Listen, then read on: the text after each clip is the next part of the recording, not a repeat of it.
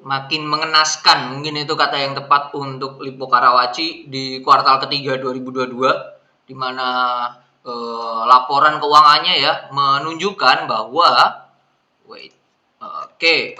laporan di kuartal ketiganya kita lihat dari laporan laba rugi, di mana sebelumnya mereka itu mengalami kerugian minus 500 miliar, 573 tepatnya miliar di kuartal ketiga 2021, dan sekarang di 2022 kuartal ketiga menjadi minus 1,9 triliun. Makin mengenaskan karena anjlok 200% ya. Kenapa bisa seperti ini terhadap Lippo Karawaci? Kita akan coba bahas tentang Lippo Karawaci di kuartal ketiga 2022. Check this out. Lippo Karawaci itu mulai didirikan tahun 1990, tepatnya di 15 Oktober, dengan lingkup usaha ya, kegiatan ya sektor properti ya. Untuk detailnya ada di note 9 nih, di halaman 9 note 1 di laporan keuangan. Nah, ini yang saya blok ya. Yang saya blok sampai sini.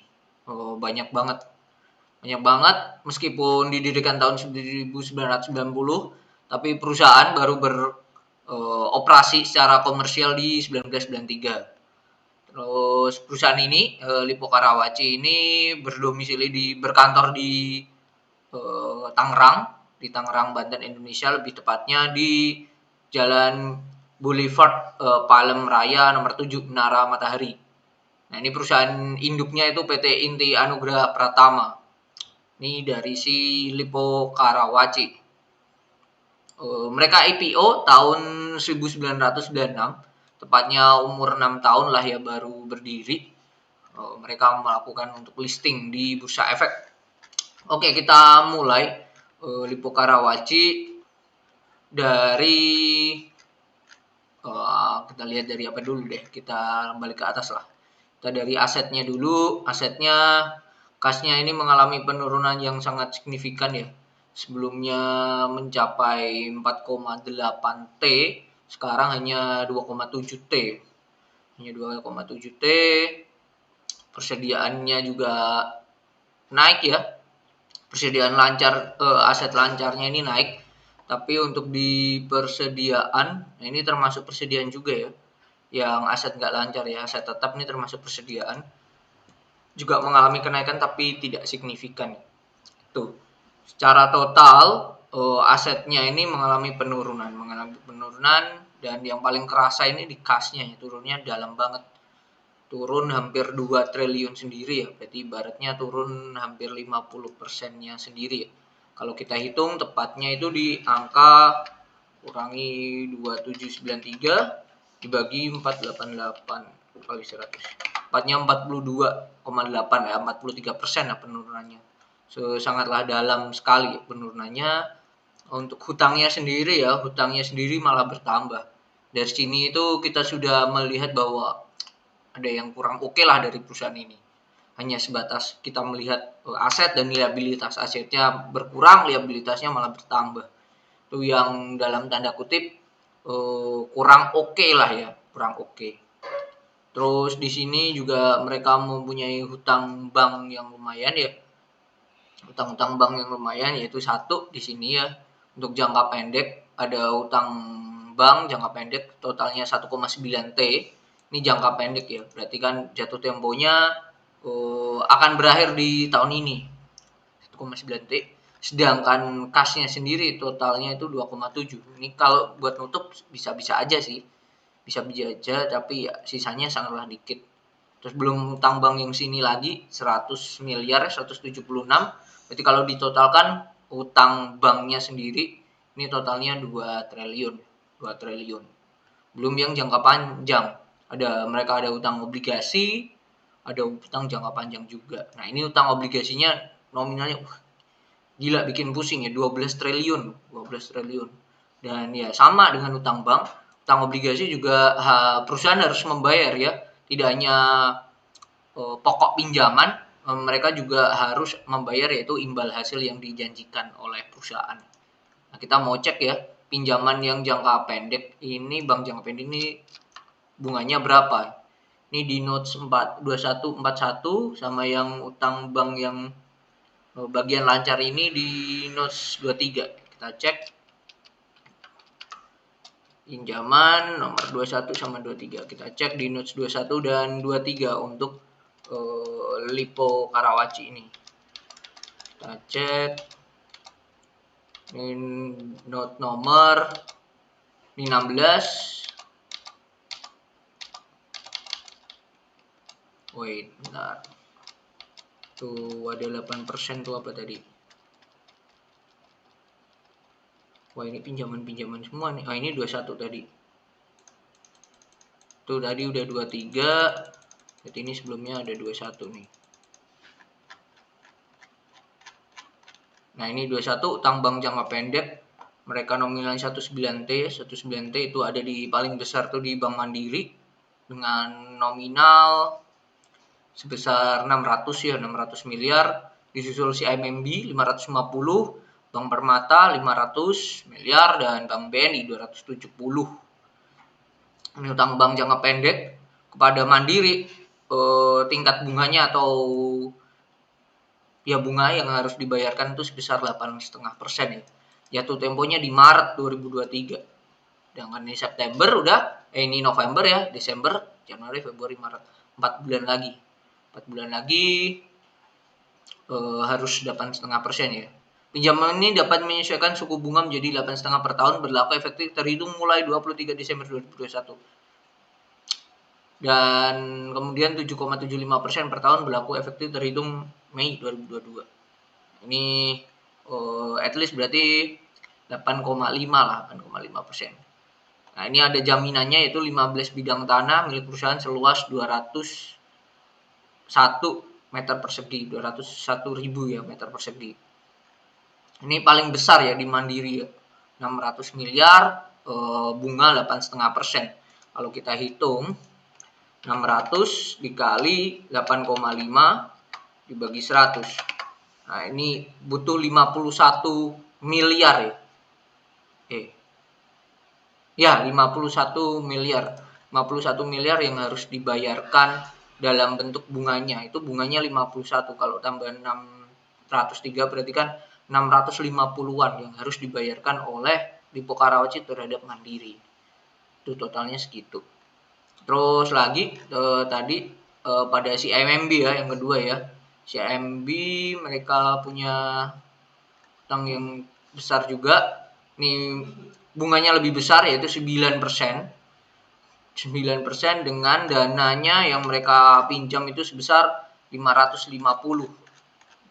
Besar juga ya, 550. 9% nih jatuh temponya Juni 2023. Jadi ibaratnya setelah nanti kelar membayar yang mandiri ya di Maret, April, Mei, Juni 3 bulan lagi mereka harus membayar yang jatuh tempo di CIMB. Gede banget. Nominalnya juga 9%. Pinjamannya ini, jaminannya ini tanah 38 meter persegi plus 92. At least berarti 100-an lah, masih besar yang tadi. Oke, itu yang CIMB. Ada lagi bahwa Bank Permata, dia bunganya itu sebesar, oke, kalau ini suku bunga sebesar suku bunga deposito ditambah 1%. Jatuh temponya, kalau ini fluktuatif ya, fluktuatif untuk Bank Permata dia ditambah suku bunga bank deposito ya. Kalau lihat sekarang ya, bunga deposito Bank Permata itu ada di 2,5% ya. Ini 7 Oktober ya. Ini 7 Oktober bunganya segitu.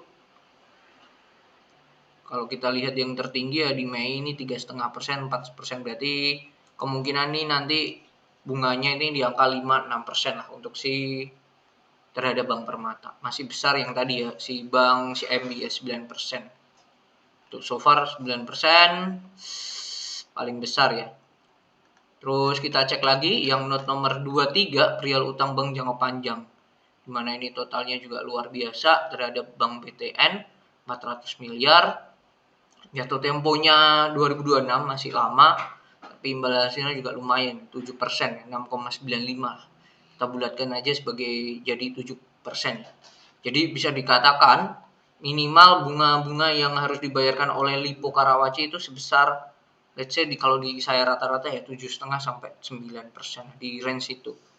Nah itu logikanya ya, kalau teman-teman pinjam pada perbankan bunganya segitu, berarti teman-teman harus mendapatkan net profit di atas itu, let's say 10% lah ya. Biar 7%-nya untuk dialokasikan untuk bayar bunganya, dendanya, sisanya bisa dianggap untuk keuntungan perusahaan itu. Nah kondisinya sekarang Lipo Karawaci kalau berdasarkan sebelum-sebelumnya ya, gross profit-nya itu berada di angka 41%. Average dari gross profit-nya, laba kotornya itu 38%. Sedangkan karena dia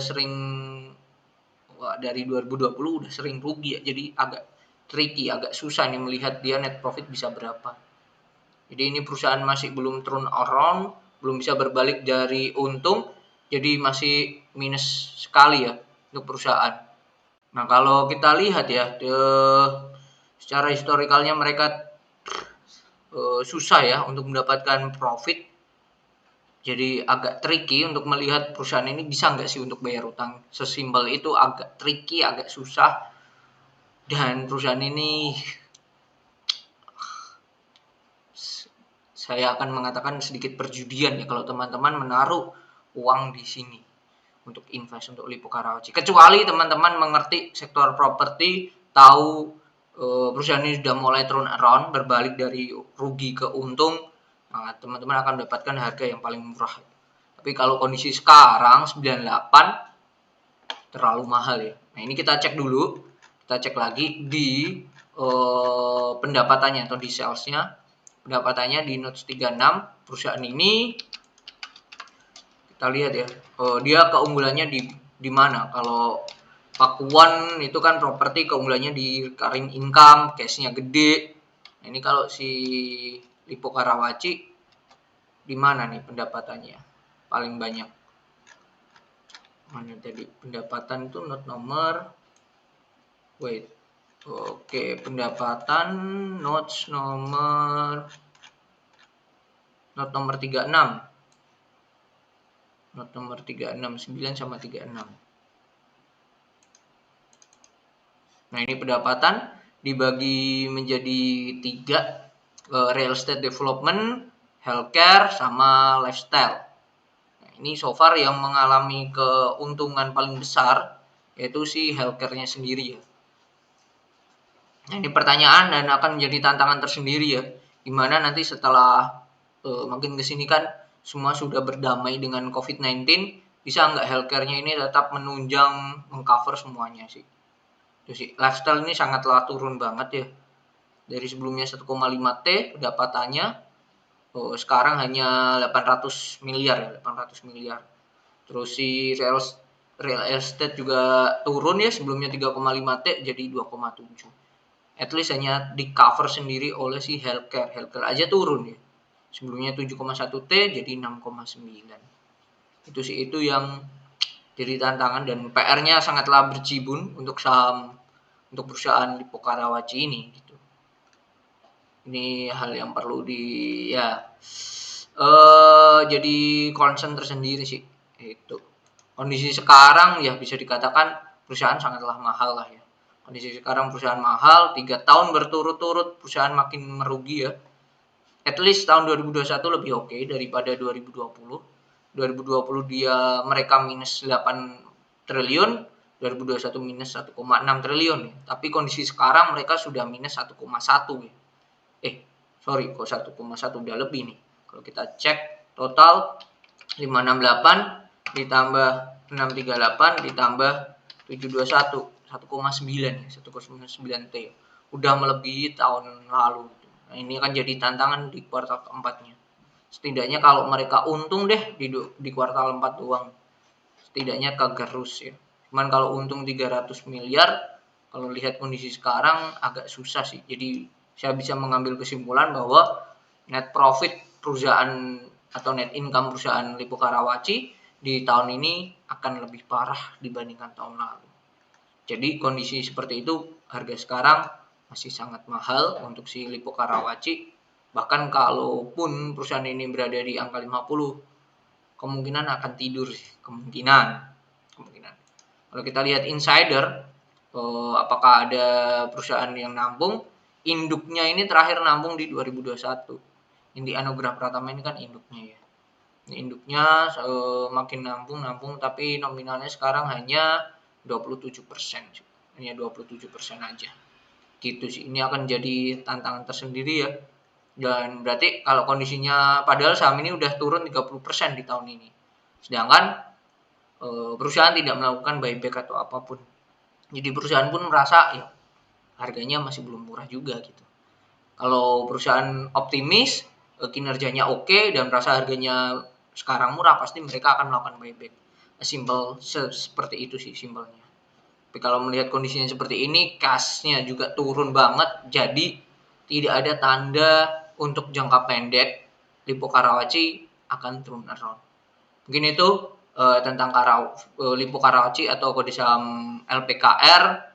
Jadi tidak semua saham yang kita bahas di sini adalah saham yang terbaik. Ada juga saham yang menurut saya pribadi kurang layak lah. Jadi be careful, dan bisa juga saya dalam menganalisa sering melakukan kesalahan. Jadi perlunya teman-teman menganalisa kembali.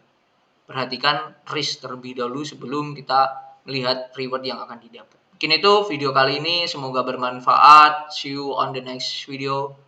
Bye-bye.